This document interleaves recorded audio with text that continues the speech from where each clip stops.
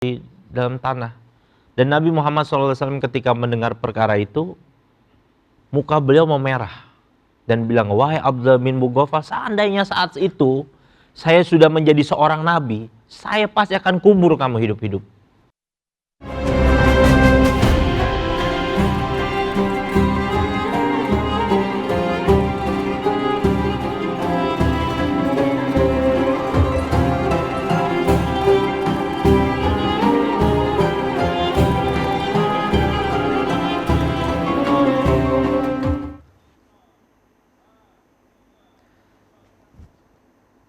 Assalamualaikum warahmatullahi wabarakatuh.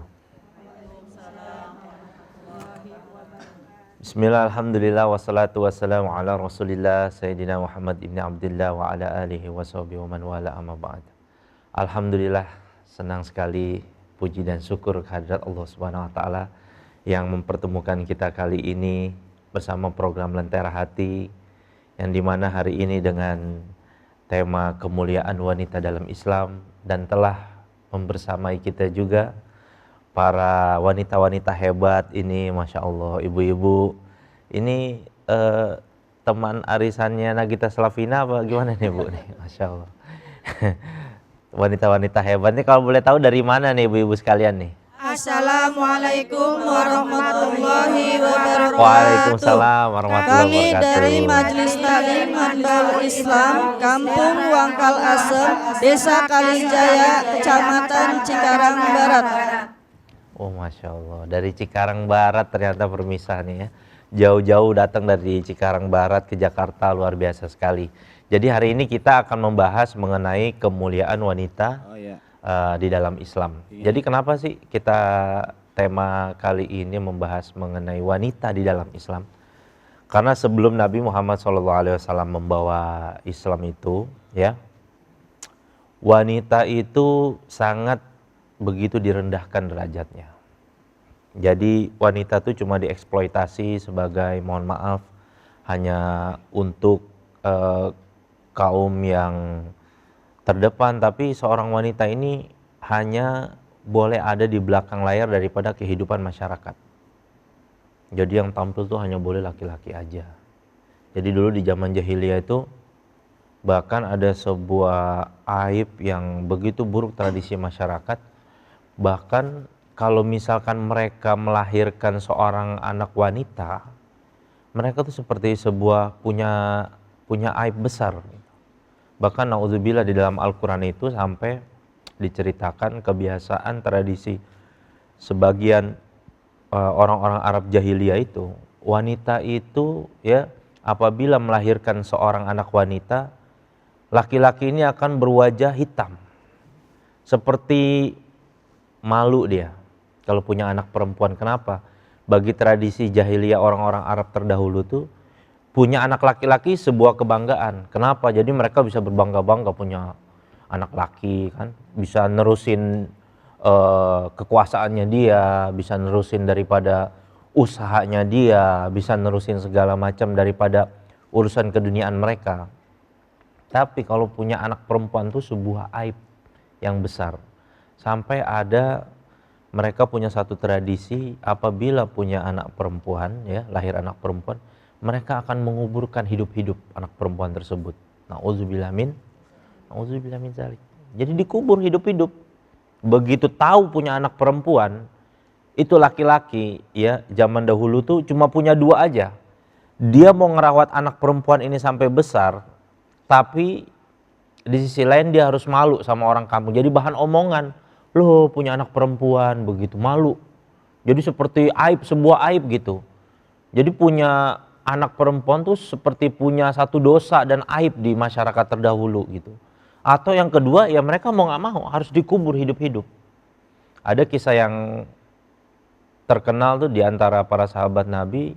Ada seorang sahabat Nabi namanya Abdullah bin Mughaffal radhiyallahu anhu tuh. Beliau tuh punya istri, Masya Allah, diceritakan. Beliau ini orang yang senantiasa sering termenung, diam. Kenapa kok nggak pernah tertawa? Bahkan Nabi SAW dalam satu riwayat pernah menanyakan kepada beliau, kenapa kok nggak pernah tertawa? Kenapa engkau selalu termenung seperti ini? Ya Rasulullah, saya punya satu kejadian yang saya selalu ingat seumur hidup saya katanya. Dulu saya punya istri yang cantik, baik, dan hamil. Kami punya dikaruniakan anak hamil, istri saya ini. Lalu tiba-tiba ketika istri saya melahirkan, diberitahukan kabar kepadaku bahwa anaknya ini perempuan.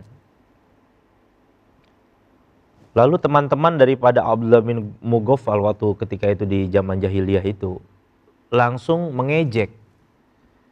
Punya anak perempuan, udah buruk kubur hidup-hidup katanya itu. Udah kubur hidup-hidup, ngapain kamu nih nahan punya anak perempuan, bikin malu aja. Sehingga ketika dia tahan, karena dilihat anaknya lucu, cantik, ditahan sama dia. Lama-lama nggak tahan, setiap hari dia ejek. Kau masih aja nyimpan aib, di rumah kamu ada anak perempuan. Lalu suatu ketika Abdullah bin Mughaffal ini bilang sama istrinya, tolong dandanin yang cantik anak saya. Ketika sudah agak tumbuh besar, udah bisa ngomong, tolong dandanin yang cantik dia. Istrinya tahu, ini anak pasti mau dikubur. Akhirnya dibawa sama Abdullah bin Mughaffal, digali itu tanah. Ketika sedang digali tanahnya, anaknya bantuin. Anak perempuannya Abdullah bin Mughaffal ini bantuin. Sampai tanahnya itu ya nempel di janggutnya Abdullah bin Mughaffal, dibersihkan sama anaknya sendiri. Ayah, ini ada kotoran katanya. Tiba-tiba ketika sudah selesai ya liang lahatnya itu, anaknya ditinggal di bawah. Anaknya bilang, ayah kenapa saya ditinggalkan di sini? Nangis sedih Abdullah bin Mughaffal, nggak bisa ngomong apa-apa. Akhirnya ketika tanahnya diuruk, bilang, wahai ayah jangan sia-siakan aku, kata anaknya. Aku ini titipan Allah, jangan sia-siakan aku. Akhirnya antara berpikir kasihan sama anak ini dibanding dengan malu jadi aib di masyarakat. Sering dikata-katain sama teman-temannya. Punya anak perempuan, kamu malu-maluin punya anak perempuan, punya anak perempuan. Akhirnya apa? Anaknya dikubur hidup-hidup. Anaknya dikubur hidup-hidup. Meninggal di dalam kubur, dalam tanah yang dimana tanahnya itu digali ya oleh Abdullah bin Mughaffal dan juga anaknya, ya lalu dikubur. Ditanam anaknya di dalam tanah. Dan Nabi Muhammad SAW ketika mendengar perkara itu, muka beliau memerah dan bilang, wahai Abdullah bin Mughaffal, seandainya saat itu saya sudah menjadi seorang nabi, saya pasti akan kubur kamu hidup-hidup. Saking marahnya Nabi Muhammad SAW. Saking marahnya sama Abdullah bin Mughaffal. Seandainya saat itu saya udah diutus menjadi seorang nabi, dan saya tahu kejadian itu, saya akan kubur kamu hidup-hidup, saya akan hukum kamu. Dan itulah hal yang paling membuat sahabat Abdullah bin Mughaffal radhiyallahu anhu gak pernah tertawa seumur hidupnya.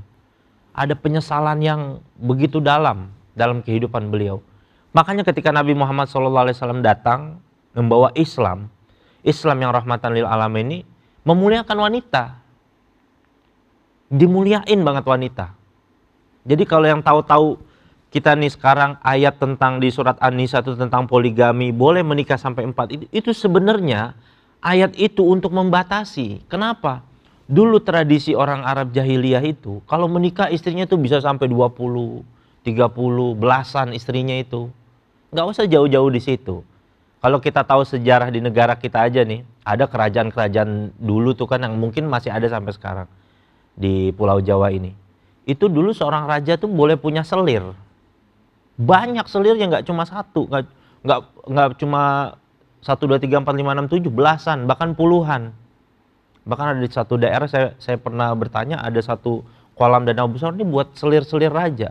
Dan mohon maaf, selir-selir raja itu mohon maaf ya, itu sama rajanya itu kadang-kadang berhubungan suami istri gitu, tanpa pernikahan. Tanpa pernikahan. Nah, Islam datang ketika itu membatasi, boleh kamu menikah dengan wanita, tapi dengan syarat apa? Tanggung jawab, penuhi kebutuhan daripada kehidupan wanita tersebut, angkat derajatnya. Makanya sampai sekarang ada salah satu kesalahpahaman yang sering ada di negara kita ini, di Indonesia ini. Banyak orang yang menganggap bahwa pekerjaan-pekerjaan rumah tangga itu kewajiban istri. Ya, kewajiban istri kan? Kalau menyapu, ngepel, cuci baju, kewajiban. Padahal kalau kita belajar dengan baik, di kitab-kitab fikih manapun, nggak ada itu tertulis bahwa semuanya itu adalah kewajiban seorang wanita. Nggak ada, itu kewajibannya laki-laki. Adapun wanita, Nabi Muhammad SAW dan kitabnya para ulama itu memberitahu tentang keutamaan wanita yang mau membantu meringankan pekerjaan rumah tangga, itu baru dapat pahalanya, itu ada keutamaan-keutamaannya aja. Wanita yang menyiapkan makanan untuk suaminya dan anaknya, keutamanya seperti ini, membersihkan rumah keutamanya, nggak ada. Termaktub urusannya wanita wajib, nggak ada. Jadi saking Islamnya memuliakan seorang wanita, semuanya tanggung jawab suami. Makanya Nabi Muhammad SAW, beliau itu kalau di rumah, kata Siti Aisyah radhiyallahu anha, sering membantu meringankan pekerjaan rumah istri-istrinya. Maka laki-laki yang baik, laki-laki yang berakhlak, seperti Nabi Muhammad SAW itu, beliau membantu daripada urusan rumah tangga keluarganya. Enggak serta-merta istrinya yang ngerjakan. Maka Nabi Muhammad SAW dalam sebuah riwayat hadis, khairukum li ahli wa anna khairukum li ahli. Sebaik-baik kamu adalah orang yang paling baik terhadap keluarganya. Dan aku, kata Nabi Muhammad SAW, adalah orang yang paling baik terhadap keluargaku. Jadi Nabi Muhammad SAW sebelum memberitahu perkara itu kepada orang lain, beliau mencontohkan terlebih dahulu. Dilakuin dulu. Baru beliau sampaikan, begini loh caranya jadi suami yang baik. Begitu. Kalau ibu-ibu ini punya suami kayak Nabi Muhammad SAW, wih, enak ya Bu ya. Hidupnya Bu. Ibu-ibu tinggal nge-scroll TikTok aja tuh ya. Tinggal nge-scroll HP kan. Masya Allah, kan bukan kewajiban memang. Dan adapun pekerjaan-pekerjaan rumah tangga yang dilakukan setiap wanita atau seorang istri, itu hanya keutamaan. Itu kebaikan dari seorang istri tersebut.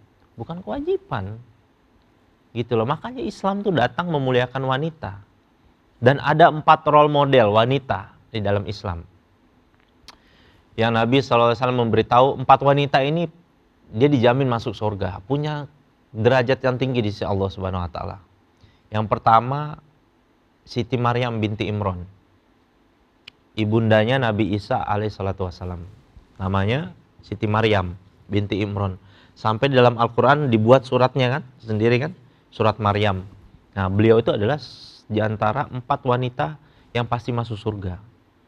Nah, 4 role model ini Nabi Muhammad SAW ceritakan.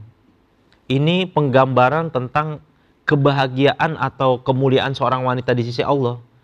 Itu Siti Maryam punya kemuliaan di sisi Allah meskipun nggak punya suami. Siti Maryam kan kita tahu kan, punya anak namanya Nabi Isa, ya kan? Tapi Nabi Isa ini nggak punya ayah. Siti Maryam hamil tanpa suami. Dan ini kekuasaan Allah Subhanahu Wa Taala.